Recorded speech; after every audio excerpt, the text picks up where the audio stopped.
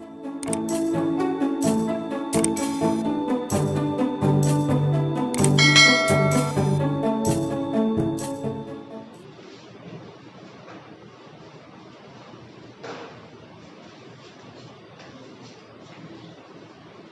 છો વિદ્યાર્થી મિત્રો? હું નિલેશ ચૌહાણ ઓનલાઈન એજ્યુકેશન માં આપનું હાર્દિક સ્વાગત કરું છું. આજે આપણે ધોરણ 9 ની અંદર યુનિટ નંબર 9 સમાંતર બાજુ ચતુષ્કોણ અને ત્રિકોણનું ક્ષેત્રફળ તેના આધારે આપણે જે લાસ્ટ લેક્ચરમાં જે સૂત્ર જે 6 સમજ્યા હતા ઈ સૂત્રના આધારે તમને એક 9.2 ની અંદર પહેલો ક્વેશ્ચન આપેલો છે તે પણ તમારા 30% કોર્સમાં નથી.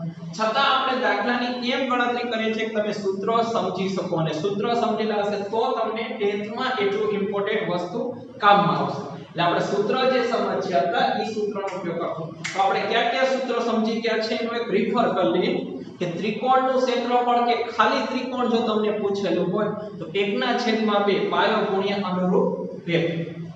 કાટકોણ ત્રિકોણ જો તમને પૂછે તો કાટકોણ ત્રિકોણનું સૂત્ર શું થશે? 1/2 પાયો ગુણ્યા વેગ. જો આપણને એમ કીધું હોય કે સમબાજુ ત્રિકોણ છે તો સમબાજુ ત્રિકોણનું સૂત્ર √3/4 ગુણ્યા બાજુનો સ્ક્વેર. ચોથું આપણે સૂત્ર ખબર છે કે સમબાજુ ચતુષ્કોણ. ઓકે, ઓલું સમબાજુ ત્રિકોણ મિસ કરતા હતા. સમબાજુ ચતુષ્કોણ 1/2 ગુણ્યા 2 વિકર્ણનો ગુણાકાર. પાંચમું સૂત્ર સમાંતર બાજુ ચતુષ્કોણ. સમાંતર બાજુ ચતુષ્કોણ પાયો ગુણ્યા પાયા પરનો વેગ. છઠ્ઠું સૂત્ર આપણી પાસે કંઈક આમ હતું કે સમલંબ ચતુષ્કોણનું 1/2 ગુણ્યા 2 સમાંતર બાજુઓનો સરવાળો ગુણ્યા બાજુઓની વચ્ચેનું અંતર. તો એના બધા સૂત્રોના આધારે આપણે રકમ શું આપી છે જોઈએ.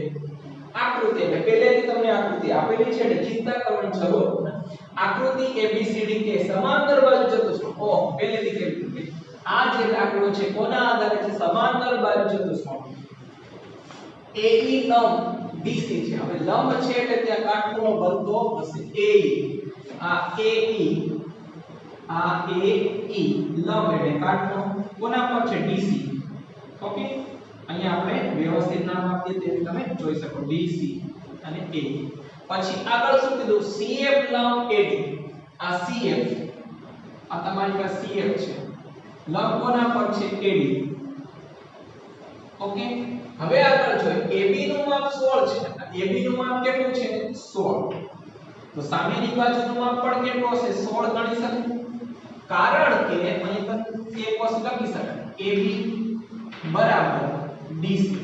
ઓકે, એટલે કે સમાંતર બાજુ ચતુષ્કોણ. સમાંતર બાજુ ચતુષ્કોણ હોય એટલે સામસામેની બાજુનો માપ કેવો હોય છે?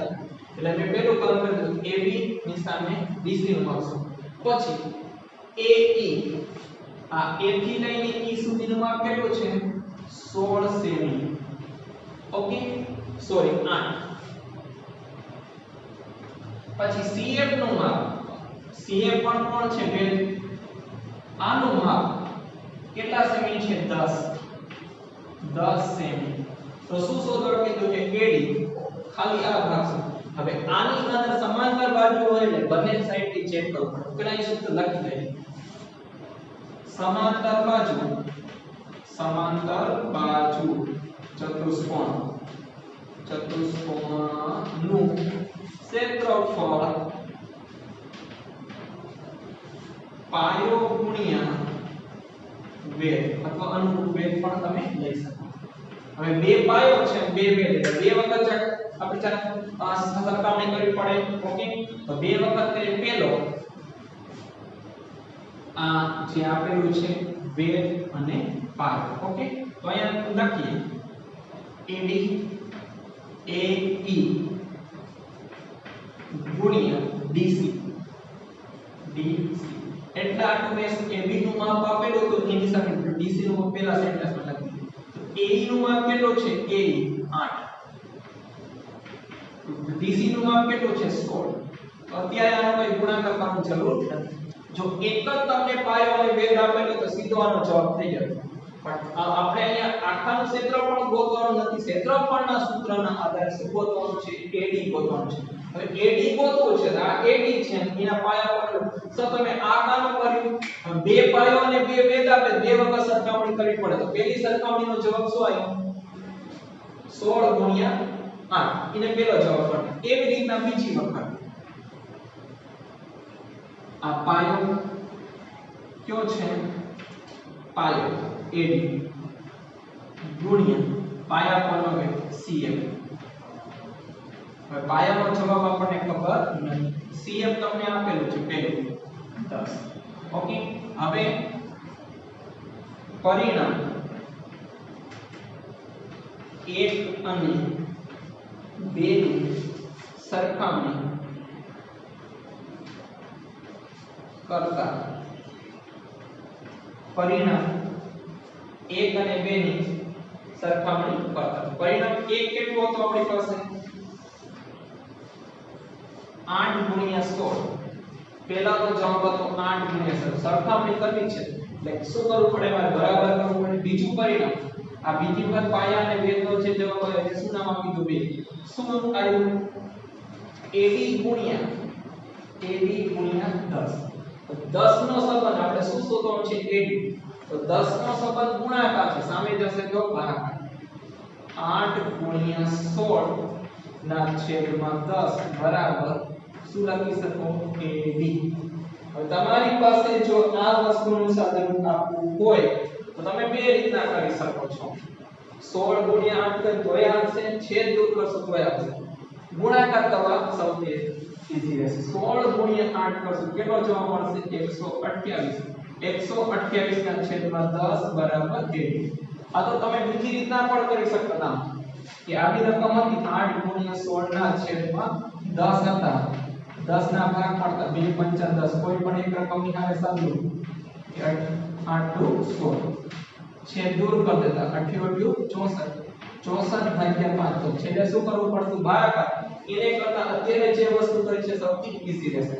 128 ના છેદમાં તમારી પાસે 10 છે તો આપણને ખબર છે કે એક રકમની પહેલા લખવું પડશે 12.8 બરાબર 80 હવે રકમ કેમ છે સેમીમાં તેથી લખી શકાય કે 80 બરાબર 12.8 સેમી કે 80 નું માપ કેટલું હશે તમારી પાસે 12.8 હવે 80 નું માપ ઈ જોતું 12.8 છે તો સામે પણ કેટલું હશે 12.8 મળશે તો આવા છે દાખલા જે છે તમને ધોરણ 10 ની અંદર યુનિટ નંબર 6 માં ખૂબ જ ઇમ્પોર્ટન્ટ વસ્તુ કામમાં લાગશે કે સમાંતર બાજુના ચતુષ્કોણની જે સરખામણી વાળા જે દાખલા ખૂબ જ કામના છે આગળની એક્સ્ટ્રા રકમ જોઈએ આપણે ચતુષ્કોણની ઉપર m એટલે મીનિંગ કે સમાંતર બાજુ છે સમાંતર બાજુ ચતુષ્કોણ ABCD માં AB નું માપ 12 સેમી AB અને BC ને અનુક્રમ એટલે AB અને BC ને અનુક્રમ વેગ DM અને DN છે તો આ શું થયું પાયો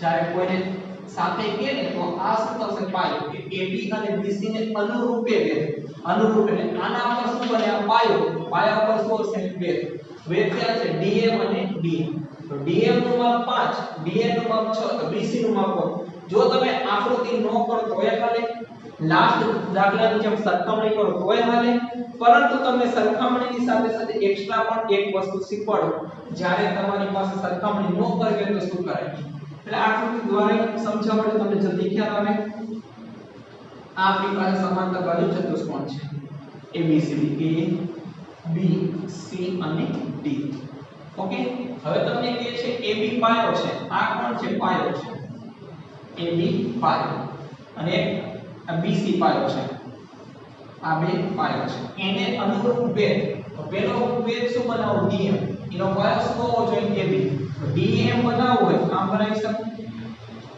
DM આ પાયો AB પાયો અને AB પાયો વેગ કોણ આવ્યો D એવી રીતે બીજો પાયો કોણ છે BC અને વેગ કોણ છે DM તો આ D ઉપરથી મારે આમ બનાવવું પડે વેગ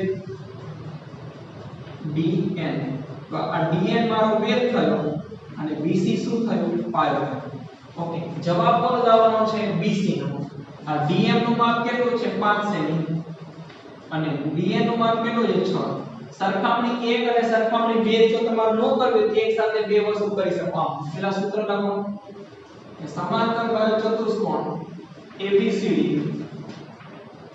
નું ક્ષેત્રફળ પાયો ગુણ્યા વેધ. ઓકે, હવે બે વસ્તુ છે, બે પાયા છે અને બે વેધ, તો મારે સરખામણી કરવી નથી. તો શું કરીશ, એક પાયો અને વેધ બરાબરની પેલા મૂકો. તો જો પાયો કોણ છે, AB, પાયો AB, પાયા પરનો વેધ કોણ છે, DM, DM. પછી બીજો પાયો અને વેધ ક્યાં મૂકો, બરાબરની પછી. તો પાયો કોણ છે બીજામાં, BC, પાયા પરનો વેધ કોણ છે, DM. તો તમે આગલા દાખલાની અંદર તમે જવાબ 1 લાયા હતા આ પહેલા સૂત્ર ઉપરથી, પછી જવાબ 2 લાયા હતા, છેલ્લે એક રકમ બરાબરની પહેલા અને એક રકમ બરાબરની પછી રાખી સરખામણી કરી. પરંતુ આ રીતના પણ તમે કરી શકો, દાખલો શોર્ટ થાય, વાંધો આવે નહીં. હવે જેના જે માપ છે લખી. તો આપણી પાસે AB નું માપ કેટલું આપ્યું તમને, 12, જે સામેની સાઈડ પણ 12 આવશે. ઓકે, પણ આપણે CD નું માપ નો કઈ ઉપયોગ થતો નથી, તો AB ની જગ્યા પર લખી દે 12. DM, DM નું માપ કેટલું આપ્યું, 5. BC નું માપ આપણને શોધવા કીધું છે, એટલે BC આમના. DN, DN નું માપ કેટલું આપ્યું, 6. હવે શું થયું, 12 ગુણ્યા 5 બરાબર BC ગુણ્યા 6. તો ગુણાકાર કરી અહીંયા કરવાની જરૂર નથી. તો શું કરીએ, આમના 12 ગુણ્યા 5 આમના રાખો, આ 6 છે ગુણાકારમાં છે એટલે સામે લઈ લો, એટલે છેદમાં વયા આવશે એટલે ભાગાકાર બરાબર BC. હવે છેદ દૂર કરી શકો, હા, 6 દુ 12. તો શું બાકી રહ્યું, 2 ગુણ્યા 5, 5 દુ 10. BC બરાબર કેટલા આવશે, 10 સેમી. તો તમારો જે દાખલો જવાબ 1 જવાબ 2 ની સરખામણી કરે દાખલો આટલામાં પણ તમે સોલ્વ કરી શકો છો. તો અહીંયા તમને સમાંતર બાહ્ય ચતુષ્કોણના સૂત્રથી પૂરેપૂરી તમને માહિતી મળી જશે. નેક્સ્ટ રકમ શું કહેવા માંગે છે, ત્રિકોણ ABC, એટલે ત્રિકોણ વાળી સંખ્યા. ત્રિકોણ ABC માં B ખૂણો કાટખૂણો છે. AB નું માપ કેટલું છે, 7. AC નું માપ કેટલું છે, 25. હોય તો ક્ષેત્રફળ શોધો. તો આ કાટકોણ ત્રિકોણનું ક્ષેત્રફળ શોધવું છે. તો સૌથી પહેલા આપણે આકૃતિ બનાવીએ. આ કાટકોણ ત્રિકોણની આકૃતિ, આ A, B અને C. હવે જે છે આપણે B ખૂણો કેવો છે, કાટખૂણો છે. એટલે આ જે ત્રિકોણ કેવો હશે, કાટકોણ ત્રિકોણ હશે. AB નું માપ કેટલું છે, 7. ઓકે, આ 7 સેમી. પછી AC નું માપ કેટલું છે, 25. હવે ક્ષેત્રફળ શોધવું છે. કાટકોણ ત્રિકોણનું ક્ષેત્રફળ શું આવે, સૂત્ર આમ લખીએ, કાટકોણ ત્રિકોણનું ક્ષેત્રફળ 1/2 પાયો ગુણ્યા વેધ. ઓકે, પાયા પરનો વેધ આવતો નથી. તો આપણે કઈ ક્યાં ભાગ છે, આ AC શું બનશે, કર્ણ. આ BC શું બનશે, પાયો. અને આ કોણ બનશે, વેધ. તો આપણે સૂત્ર પ્રમાણે સંખ્યા બનાવી છે. તો કાટકોણ ત્રિકોણ મૂકવું છે, ત્રિકોણ ABC બરાબર 1/2 પાયો BC વેધ AB. હવે આપણી પાસે કોના કોના માપ આપેલા છે, તો આપણી પાસે 1/2 BC નું માપ છે, આવતું નથી. AB નું માપ છે, AC નું માપ 25 આપેલું છે, આપણે પાયો આપેલો છે. તો શું કરવું, પાયો તો આપણે ગોતવો પડે. જે વસ્તુ ખૂટે છે તેના આધારે પાયથાગોરસના સૂત્ર પ્રમાણે આપણે શીખી ગયા છે 8મા ધોરણમાં કે જે વસ્તુ ખૂટે છે ત્રિકોણની અંદર એ પાયથાગોરસના ઉપરથી આપણે બાજુનું માપ મેળવીશું. કઈ રીતના, તો આપણને ખબર છે પાયથાગોરસનું સૂત્ર, કર્ણ સ્ક્વેર બરાબર પાયાનો સ્ક્વેર પ્લસ વેધનો સ્ક્વેર. જો તમે આનો ઉપયોગ કરો એટલે જે બાજુ ખૂટતી હોય એ મળી જાય. કર્ણ કોણ છે, AC, AC નો સ્ક્વેર. પાયો કોણ છે આપણી પાસે, BC, BC નો સ્ક્વેર. વેધ કોણ છે, AB, AB નો સ્ક્વેર. ઓકે, ખ્યાલ આવી ગયો છે શું કરવું.